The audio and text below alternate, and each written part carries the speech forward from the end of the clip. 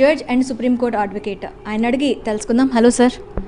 Sir, కవిత గారికి దాదాపు 165 రోజులు ఉన్న తర్వాత, తిహార్ జైల్లో ఉన్న తర్వాత ఇప్పుడు బెయిల్ వచ్చింది. దీన్ని ఎలా చూడాలి? ఇప్పుడు బెయిల్ రావటాన్ని మనం ఎలా చూడాలి? ఏ ప్రాతిపదికన బెయిల్ ఇచ్చారు? ముందుగా ఐ డ్రీమ్ ప్రేక్షకులకి, యాజమాన్యానికి, అదేవిధంగా టెక్నీషియన్స్, మీకు అందరికి కూడా నా హృదయపూర్వక ధన్యవాదాలు, కృతజ్ఞతలు, అభినందనలు, సుస్వాగతాలు తెలియజేస్తున్నాను. నేను చాలా ఆనందంగా ఉన్నాను. దానికి 2 కారణాలు. ఒకటి, ఈరోజు నా పుట్టినరోజు. 2, నేను ఐ డ్రీమ్స్లో ఏదైతే చెప్పానో అనేక వీడియోస్ ద్వారా, మరీ ముఖ్యంగా రీసెంట్గా కొన్ని వీడియోస్లో ఇతర ఛానల్స్లో కూడా చెప్పినవి అన్నీ కూడా ఈరోజు సుప్రీంకోర్టులో వాదనల రూపంలో, క్వశ్చన్ అండ్ ఆన్సర్స్ రూపంలో బయటకు వచ్చినాయి. నేను ఇంట్లో కూర్చొని ఎన్టీవీలో ఆ లైవ్ ఛానల్ని కూడా చూడటం జరిగింది. 165 రోజుల తర్వాత ఆమె బయటికి రావడం అంటే అటు లీగల్గా, రాజకీయంగా, సోషల్గా అనేక చర్చలు మొదలయ్యాయి, ఇంకా కూడా కొనసాగుతాయి. దానికి అంతటికి కారణం 2 విషయాలు. భారతదేశ చరిత్రలో ఈ పర్టికులర్ లిక్కర్ స్కామ్ కేసులో 2 గొప్ప లేకపోతే ముఖ్యమైన విషయాలు జరిగినాయి. ఒకటి, ఆమ్ ఆద్మీ పార్టీ లాంటి పార్టీని ముద్దాయిగా చేశారు ఈ కేసులో. గతంలో ఏ పార్టీ కూడా ఏ కేసులో కూడా ముద్దాయిగా లేదు. మరి ఒక కేసులో ముద్దాయి అవ్వాలంటే పిఎంఎల్ఏ యాక్ట్లో ఉన్న ప్రొవిజన్స్ ప్రకారం అది కంపెనీ అయి ఉండాలి. కానీ పొలిటికల్ పార్టీ అనేది కంపెనీ కాదు, అయినా కూడా దాన్ని ముద్దాయి చేశారు. అదేవిధంగా ఒక 2 ప్రిన్సిపల్స్ని ఫాలో అవుతూ చాలామందిని, కేజ్రీవాల్ గారిని, సిసోడియా గారిని, సంజయ్ గారిని, ఇంకా అనేక మంది ప్రముఖమైన వ్యక్తుల్ని అరెస్ట్ చేసి లోపల పెట్టారు. వాళ్ళు బయటికి రావడానికి 2 ప్రశ్నలు సుప్రీంకోర్టులో ప్రతి వాళ్ళని అడగడం జరిగింది. ఆ 2 ప్రశ్నలకు సంబంధించి ముఖ్యంగా గతంలో ఒక తీర్పులో ఈ 2 ప్రశ్నలు అంటే సెక్షన్ 45లో ఉన్న ప్రొవిజన్ ప్రకారం ఈ 2 క్వశ్చన్స్ కూడా కరెక్ట్, లీగలు, కాన్స్టిట్యూషనల్ అని చెప్పి తీర్పిచ్చేశారు. దాని మీద రివ్యూ పిటిషన్స్ చాలామంది వేశారు. నళిని చిదంబరం గారు, తర్వాత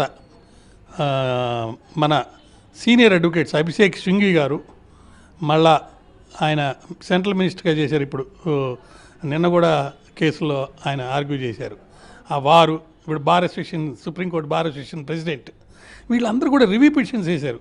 ఈ 2 ప్రశ్నలకు సంబంధించి ఈ యొక్క సెక్షన్ 45లో ఏదైతే ప్రొవిజన్ పెట్టారో అది మీరు చట్టపరంగా ఉంది, రాజ్యాంగపరంగా ఉందని చెప్పారు, కానీ అది తప్పు, దీన్ని రివ్యూ చేయండి అని చెప్పారు.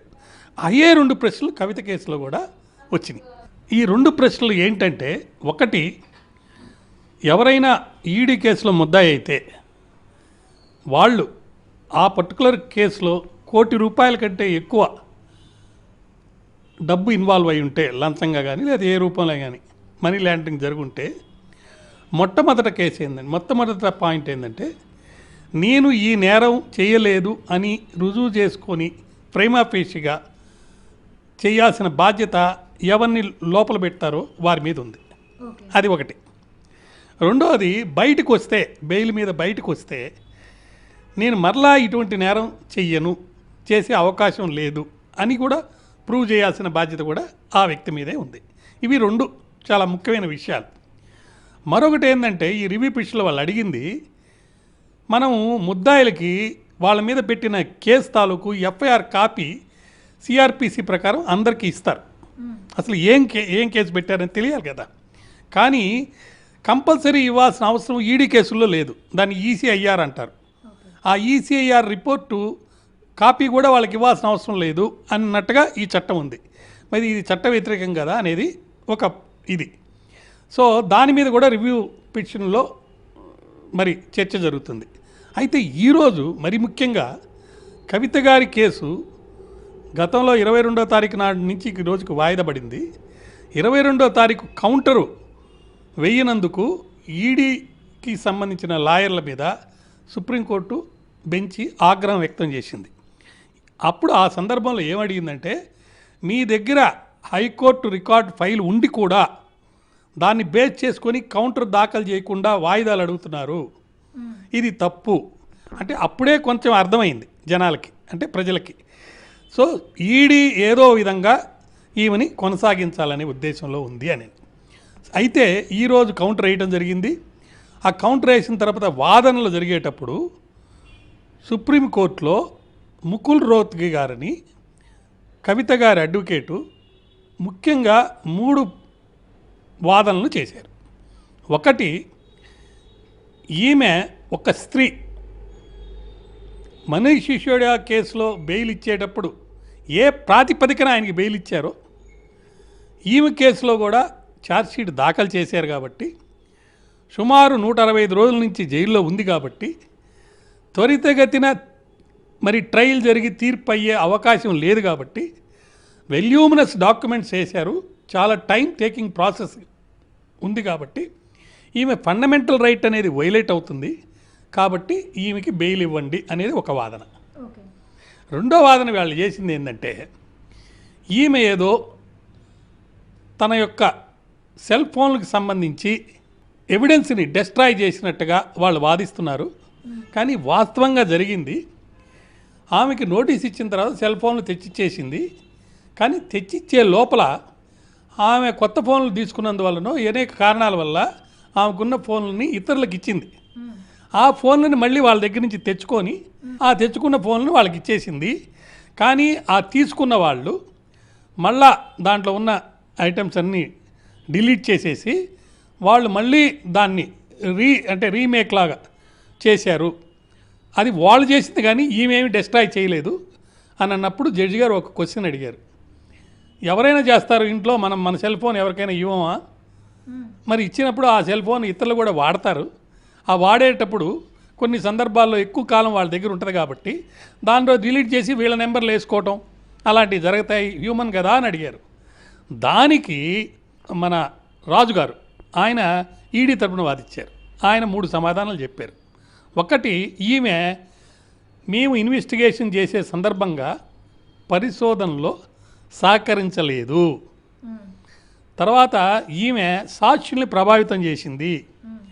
అరోరా అనే ఆయన చాలా సందర్భాల్లో స్టేట్మెంట్లు మార్చేశాడు.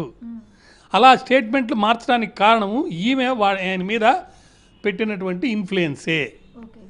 అదేవిధంగా 100 కోట్ల రూపాయల డబ్బు ఈమె ప్రధాన సూత్రధారిగా ఉండి మరి ఆప్ పార్టీకి అందజేయడం జరిగింది. ఆ డబ్బు మరి ఆప్ పార్టీ ఎన్నికల్లో వాడటం జరిగింది. ఇలాంటి ఆమెను కనుక వదిలితే బయటికి మరి ఇన్ఫ్లుయెన్స్ చేసి విట్నెస్లు ఇబ్బంది పెట్టే అవకాశం ఉందని చెప్పి ఆయన వాదన చేశాడు. 135 ఏదో ఒక దాన్ని కోట్ చేసి మొత్తం ఎవిడెన్స్ని డిస్ట్రాయ్ చేయటం, అధికారులను బెదిరించటం, ఇలాంటివన్నీ కూడా చెప్పారు. అదే సాక్షుల్ని కొంచెం ఇబ్బంది పెట్టడం, ఇవన్నీ కూడా చెప్పినా కూడా సుప్రీంకోర్టు ఒకే ఒక ప్రాతిపదిక, అంటే సిసోడియా కేసులో ఎలా బెయిల్ ఇచ్చారో ఈమె స్త్రీ కాబట్టి ఫ్లైట్ రిస్క్ కూడా లేదు. ఈమె తండ్రి ముఖ్యమంత్రిగా చేశాడు, ఈ అమ్మాయి ఎమ్మెల్సీగా చేసింది, మరి ఈమె ఎంపీగా కూడా చేసింది. ఇటువంటి ఆమె దేశం వదిలిపెట్టి లేకపోతే కేసులో సహకరించకుండా కోర్టుకు రాకుండా ఉండే పరిస్థితి లేదు కాబట్టి మరి ఇస్తే మీకేంటి ఇబ్బంది అని చెప్పి కొన్ని కండిషన్స్ మీద ఈమెని బెయిల్ మీద ఇవ్వటం జరిగింది. ఒకటి 10 లక్షల రూపాయలు, 2 జామీందారులు.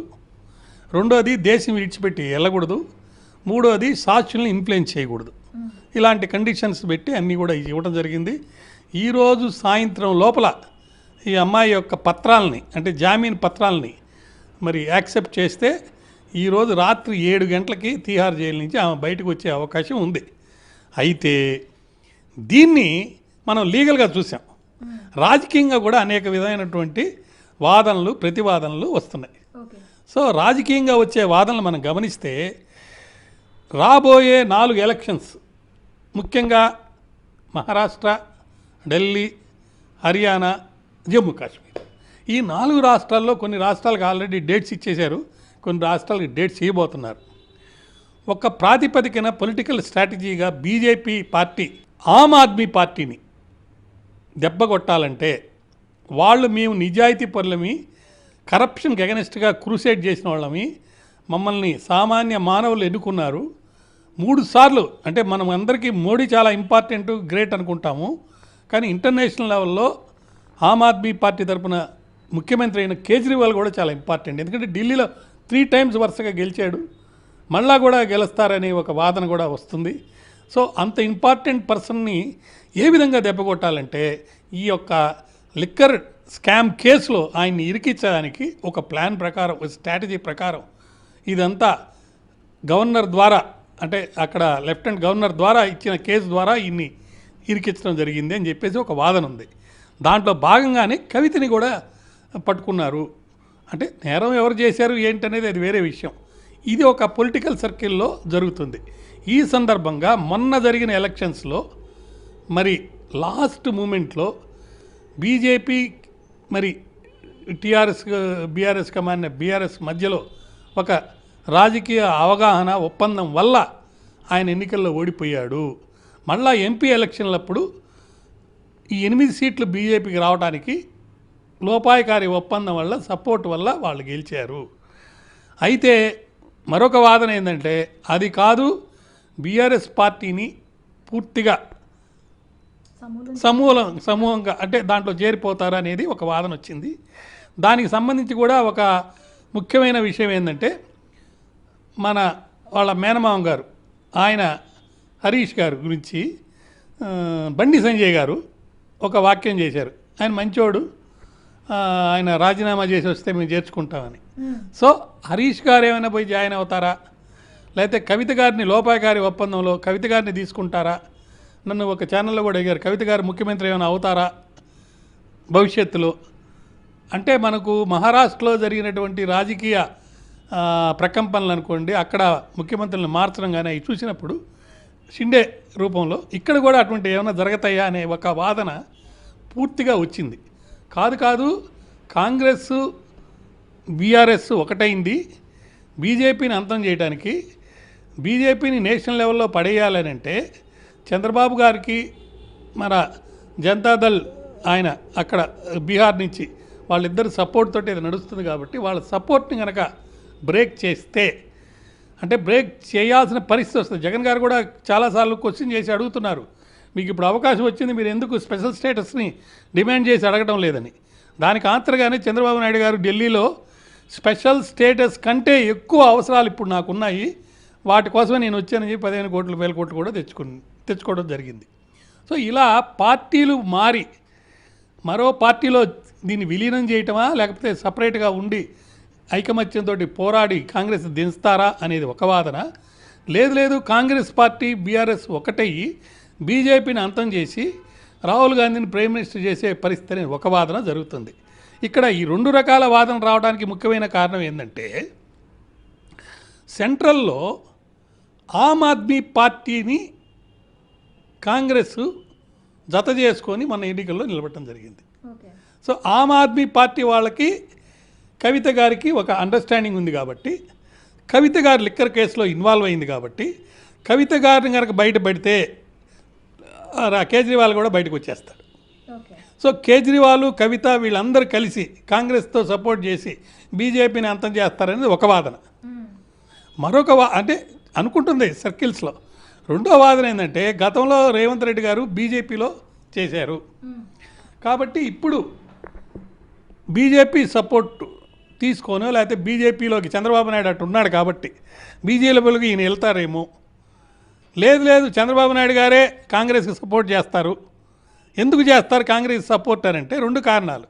ఒకటి ఆయన వచ్చింది కాంగ్రెస్ పార్టీ నుంచే. ఒకటి తెలుగుదేశానికి ముఖ్యమైనది ఏంటంటే స్పెషల్ స్టేటస్ కావాలి అక్కడ. అది బీజేపీ వాళ్ళు ఇచ్చే అవకాశం లేదు, కాంగ్రెస్ వాళ్ళు ఇస్తానంటున్నారు. నెంబర్ 1.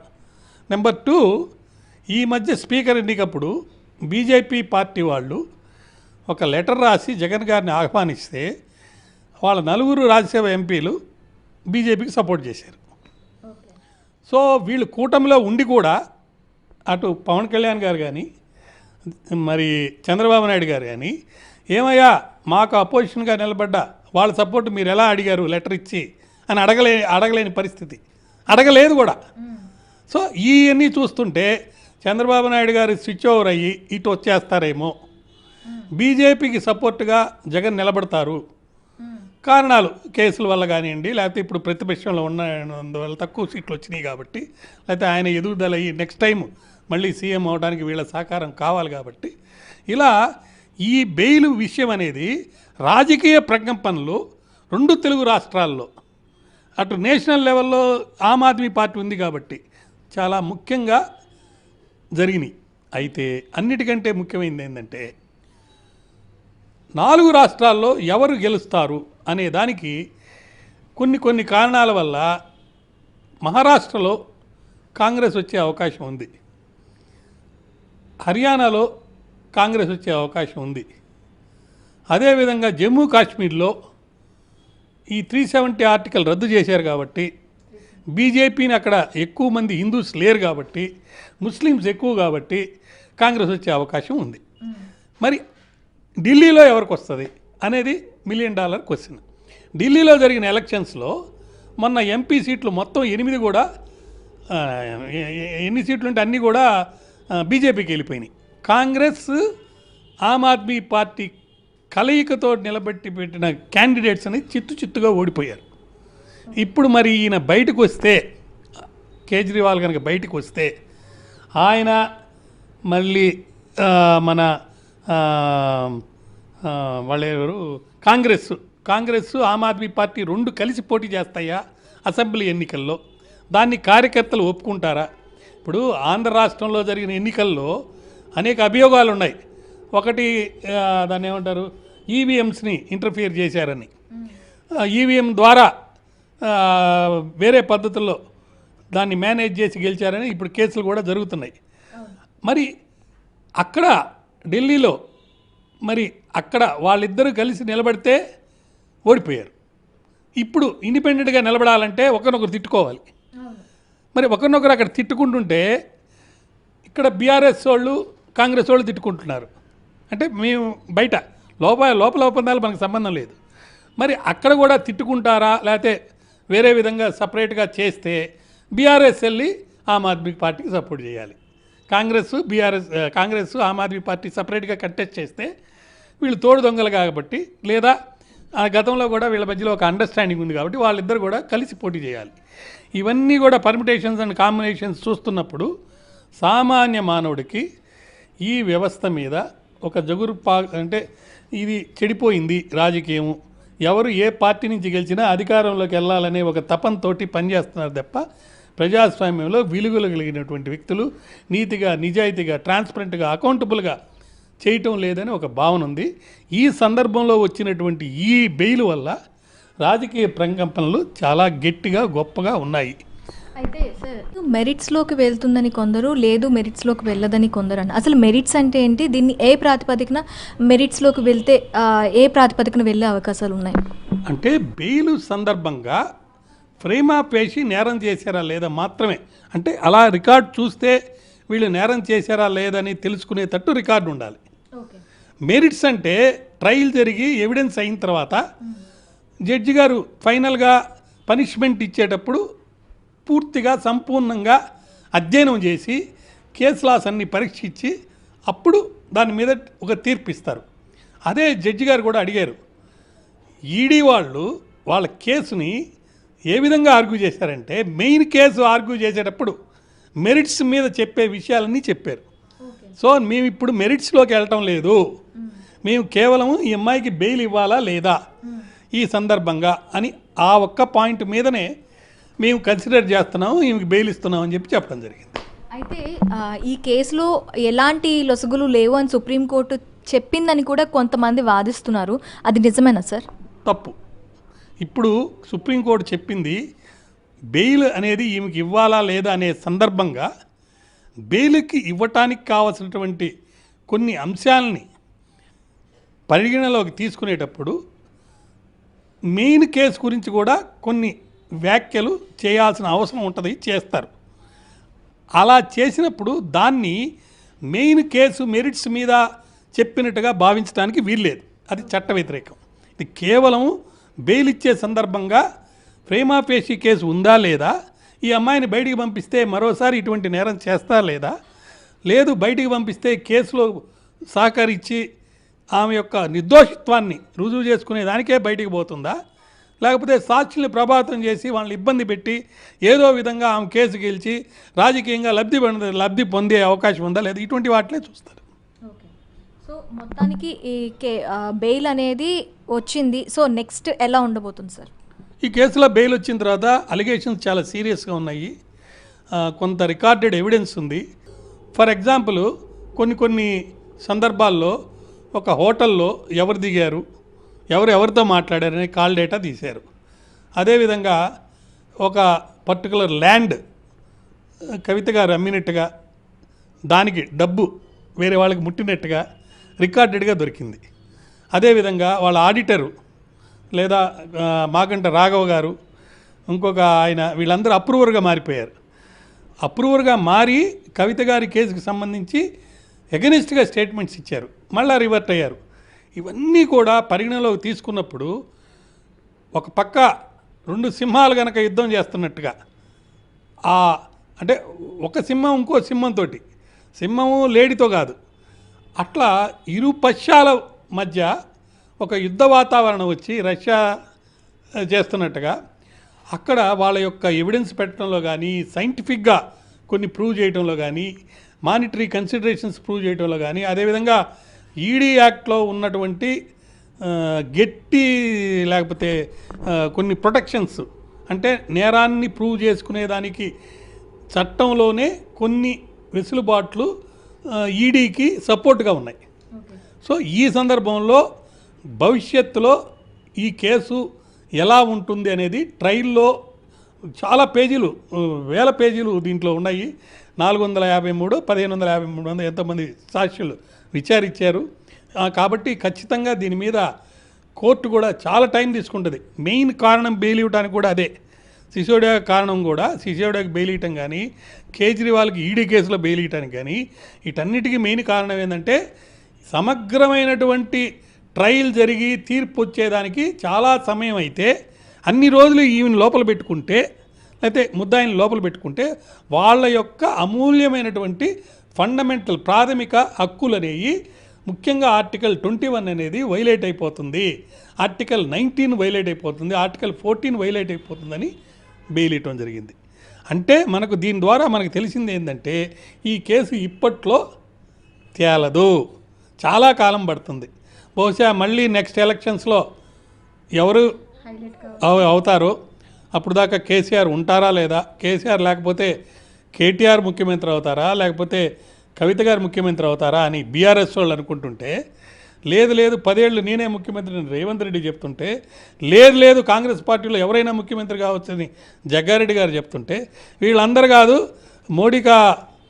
మోడీ ఒక్క సపోర్ట్లో మొన్న 8 మందిని గెలిచాం కాబట్టి ఎంపీలుగా మేమే రాష్ట్ర ప్రభుత్వాన్ని ఇక్కడ ఏర్పాటు చేస్తామని బీఆర్ఎస్ వాళ్ళు అంటున్నారు.